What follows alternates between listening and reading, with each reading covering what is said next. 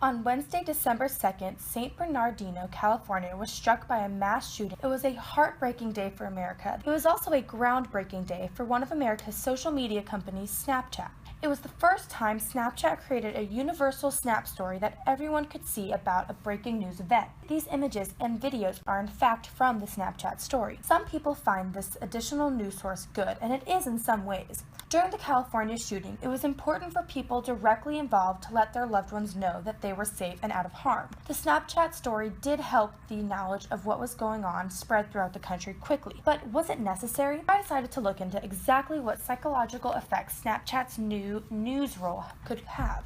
First of all, violence in the media can have a profound effect on each part of the brain. First, the amygdala is in charge of emotions, including anger, aggression, and fear. It also provides the emotional element of our memories and interpretations of events. The right lateral orbitofrontal cortex is responsible for suppressing behaviors like inappropriate aggression. A study from Columbia University has shown that when people are exposed to violent media, over time, the right lateral orbitofrontal cortex is less active and the amygdala is more active.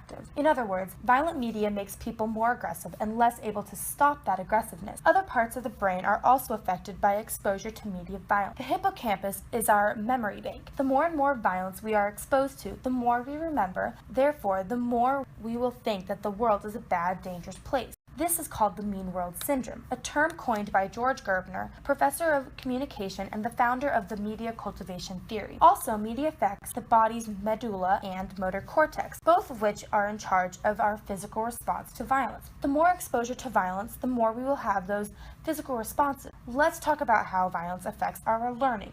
Albert Bandura came up with the observational learning theory. This theory basically states that a major part of how we learn is by observing others. Through Bandura's experiment, he also managed to show how media can affect our learning.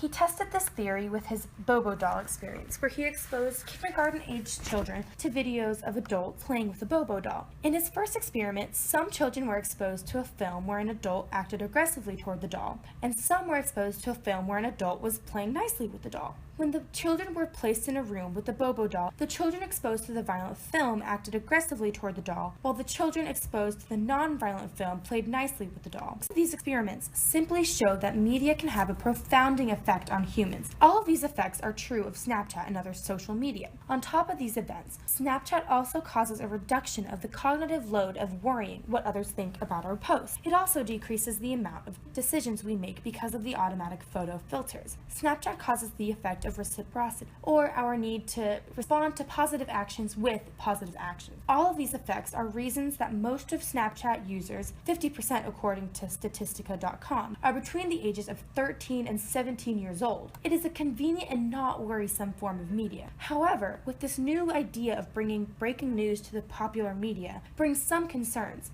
In Erik Erikson's social stage theory of psychological development, adolescence, the stage in which most Snapchat users are in, is the time in which humans are exploring identity and going through role confusion. Since adolescents are at that age of identification, it might cause them to be more susceptible to violence when they see violence in the media. Connecting popular social media like Snapchat and visuals of violence make the connection that violence is a normal behavior. According to Erikson's theory then, teenagers exposed to more violence have a greater likelihood of identifying with those violent acts and becoming violent people. Violence in our media is nothing new. For example, statistics from 2005 say that by the time a kid is 18 years old, they will be exposed to 200,000 acts of violence and 16,000 murders. Violence on Snapchat and other media does have its perks though. It allows information about catastrophic events like the California shootings to spread quicker. As the amount of violence exposure increases in this fashion, it could bring a negative effect on the youth of today.